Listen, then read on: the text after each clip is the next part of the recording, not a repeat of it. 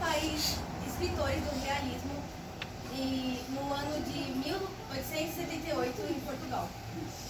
Ele criou a obra em volta de uma crítica da sociedade burguesa, onde os burgueses eles se preocupavam com a aparência perfeita, com status e etc. Então, a obra é basicamente uma crítica sobre isso, porque ele fala sobre o realismo, onde critica os defeitos das pessoas, as desigualdades sociais e a hipocrisia. Então, enquanto o romantismo idealiza o amor e a vida, o realismo mostra a verdadeira coisa.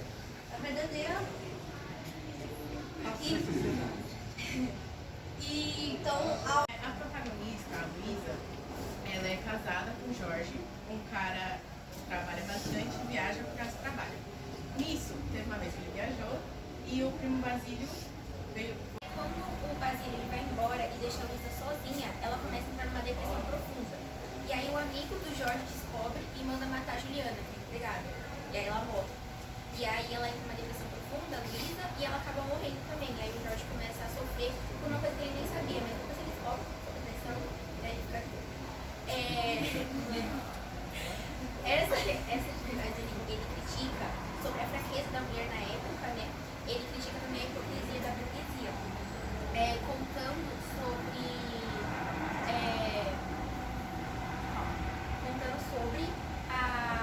como as pessoas elas preferem viver a vida tipo roubando, matando ou traindo do que viver a verdade e a ética. Meu nome é Maria. Meu nome é Ana. Meu nome é Kevin. Meu nome é Isabelle.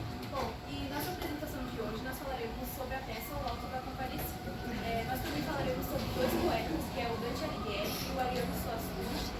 Nós vamos ressaltar suas principais obras, a importância e o significado de valorização que eles trouxeram à própria cultura e história de vida. Bom, para começar, a gente tem o Dante Alighieri, que ele nasceu em Florença, na Itália, no ano de 1261. Viveu até o ano de 1321. Ele, além de poeta, ele foi um filósofo e um político, e ele teve uma importância tão grande que ele foi conhecido como o pai da língua italiana. Isso porque ele escrevia em latim, que era o língua estudiosa da sua época usada, e ele escrevia em toscano, que era o dialeto da sua região. Social, a fé cristã e a crítica social, mostrando a luta humana entre o pecado e a salvação. Bom, eu vou falar para vocês um pouquinho sobre a principal obra do Ariano, que é o Auto da Compadecida. Ela foi escrita no ano de 1955, inspirada no Auto da Barca do Inferno, do Gil Vicente.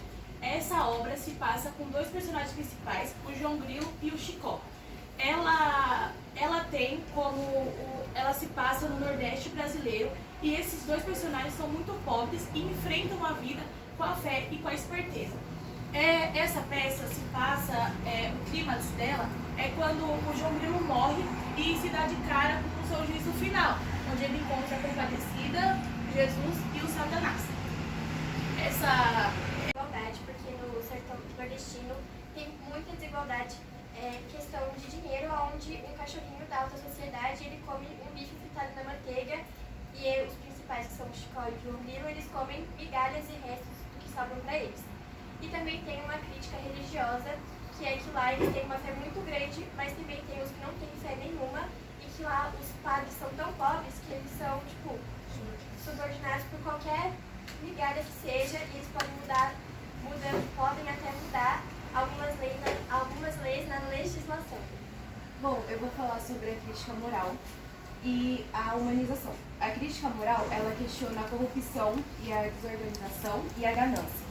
E ela mostra que os pobres eles precisam de astúcia, ou seja, eles precisam de esperteza para sobreviver. A humanização, ela mostra que o Suassuna teve muita compaixão e amor pelos seus personagens e, apesar das pessoas terem pecados e defeitos, todos merecem perdão. Fizeram da literatura para refletir a condição humana. Eles também deixaram legados duradouros e importantes para a própria cultura e hoje em dia, ainda assim, essa cultura influencia outras pessoas ao redor do mundo. E fiquem com a peça.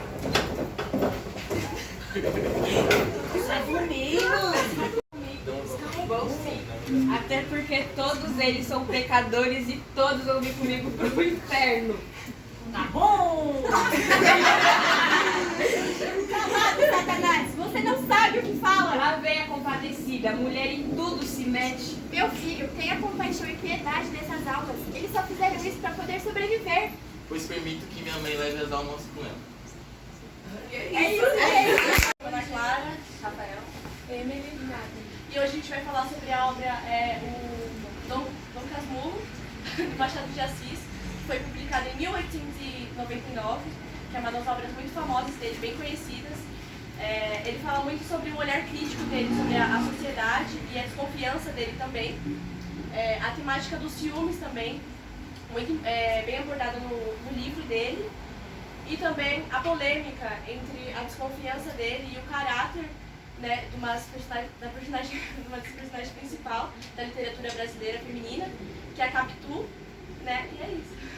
Tá bom, então antes de começar a falar sobre o livro, eu vou contextualizar todos os personagens, porque é bem complicado assim na parte de personagem. Então a gente vai ter o Bentinho, que é o personagem principal, ele vai narrar a história. A gente tem a Capitu, que é o grande amor da vida do Bentinho, o Escobar, que é o melhor amigo do Bentinho, a Dona Sancha, que é a mulher do Escobar, a gente vai ter a Dona Glória, que é mãe do Bentinho também, o José Dias, que ele mora junto com a Dona Glória, então é um agregado assim que está enganando a Dona Glória lá no comentário e dentro da casa dele. A gente tem o Tio Cosme e a prima Justina, que são parentes da história, falando das memórias dele do passado. Então, a história começa com o Bentinho sendo um pouco da parte inicial da história de Dom Casmurro e mais resumidamente também.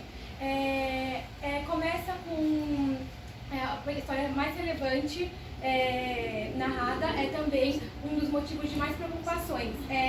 Dona Graça, mãe de Bentinho, promete a Deus que se ela tivesse um filho homem, ele se tornaria padre. José Dias revela a ela uma amizade muito próxima entre Bentinho e Capitu, filha de Pádua. O primeiro conflito começa ali quando ele teme ir para o seminário e conta tudo a Capitu. Ela até tenta mudar a situação, mas ela acaba não conseguindo. Antes deles irem, eles selam um compromisso, dando um beijo e prometendo que um dia eles iriam se casar. É Bento Santiago, mas eles apelidaram ele como Bentinho. A Capitu, ela é a vizinha do Bentinho, e daí eles, desde a adolescência deles, eles já tinham um romance entre os dois, e daí eles se casaram. Eles se casando, eles tiveram um filho juntos, né, que era o Ezequiel, que eles homenagearam um amigo deles falecido, que era o aproximar do pai, mas o Bentinho não deixa essa aproximação dele pela semelhança entre o amigo falecido e o filho. O filho, depois que morreu, em Jerusalém, uma febre, e o Bentinho fica sozinho na vida dele, né, gente? E até hoje ele, não tem respostas da vida dele que ele tanto buscava, né? Oi, gente, tudo bem? Eu vou falar um pouquinho sobre Machado de Assis, que é o dono dessa obra, e vou explicar um pouquinho da história dele resumidamente. Joaquim Maria Machado de Assis nasceu dia 21 de junho de 1839 no Rio de Janeiro, neto de escravizados alforriados e de origem humilde. Ele teve pouca escolaridade formal, mas ainda assim se tornou um autodidata. Ainda jovem, ele perdeu seus pais e sua irmã. Com 16 anos, ele começou a trabalhar em uma tipografia e publicou seus primeiros versos no jornal A Marmota. Em 1860, ele... Os 100 Anos de Solidão foi publicado em 1967. Ele é considerado a obra-prima do Gabriel e também um dos clássicos da literatura universal. Ele fala sobre as 7 gerações da família do Índia. O personagem cenário representa a América Latina, com tragédias, violências e ciclos de glória. O título representa a família Buendia, que sempre buscando sentido, mas sempre preso na solidão. A história da família Buendia, eles são de 7 gerações. Eles viviam na cidade de Maconde, onde foi fundada por José Buendia e Úrsula Higuaín. A família Buendia, ela passou por altos e baixos. Ela é uma história de alegria, amor e também é uma história de muita solidão. A maioria dos personagens do livro, da família Buendia, passa por essa solidão. E